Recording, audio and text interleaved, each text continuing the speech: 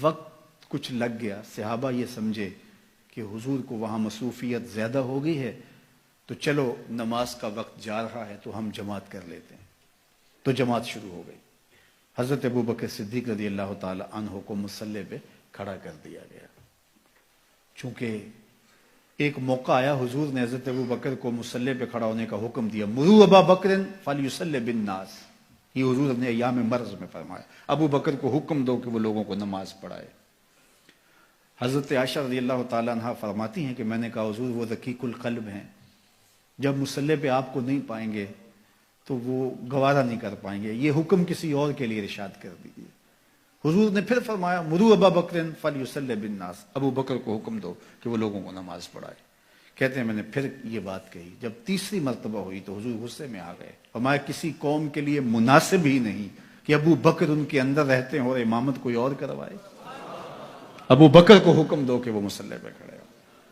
اب یہ موقع بھی ایسا تھا، سب صحابہ نے کہا کہ حضرت آئیے، تو حضرت ابو بکر صدیق رضی اللہ تعالیٰ عنہ مصلی پہ کھڑے ہو گئے، پیچھے صحابہ کی صفیں بند گئی، نماز شروع ہو گئی۔ اتنے میں حضور بھی فارغ ہو گئے، قبیلے کے صلح کے لیے گئے تھے، کام ہو گیا، حضور واپس تشریف لائے، دیکھا تو جماعت کھڑی ہے۔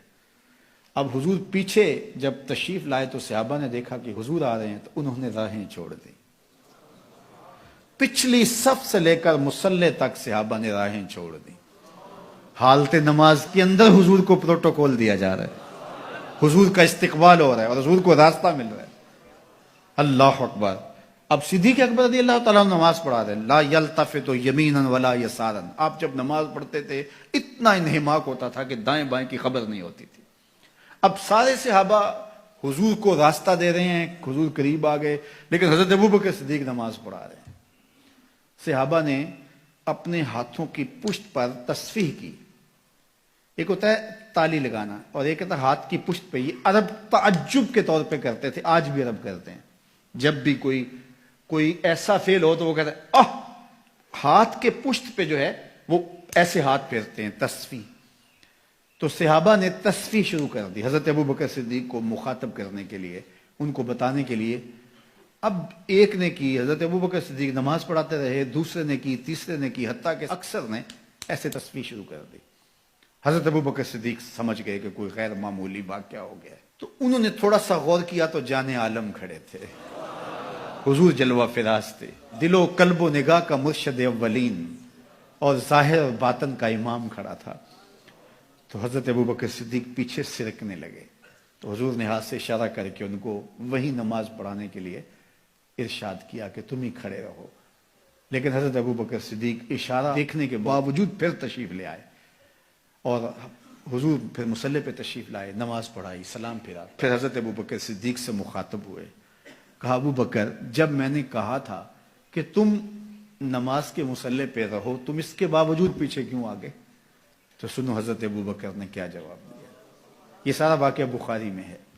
حضرت ابوبکر نے کہا ما کانا لابن ابی قحافہ ان یؤم رسول اللہ، یا رسول اللہ صلی اللہ علیہ وآلہ وسلم، ابو قحافہ کے بیٹے کی یہ جرأت کب ہوئی کہ رسول اللہ کے آگے کھڑا ہو کے نماز پڑھائے؟ اللہ اکبر۔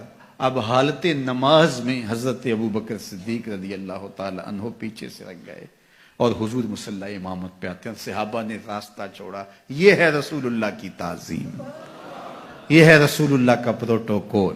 ہمیں تاریخ بتاتی ہے کہ صلح حدیبیہ کے بعد سیدھا فتح مکہ ہوا ہے، کوئی جنگ درمیان میں نہیں ہوئی۔ جب امت نبی کی تعظیم کرتی ہے تو کفار کے دل میں رعب پیدا ہوتا ہے، اور جب امت نبی کی تعظیم نہیں کرتی تو کفار دلیر ہوتے ہیں۔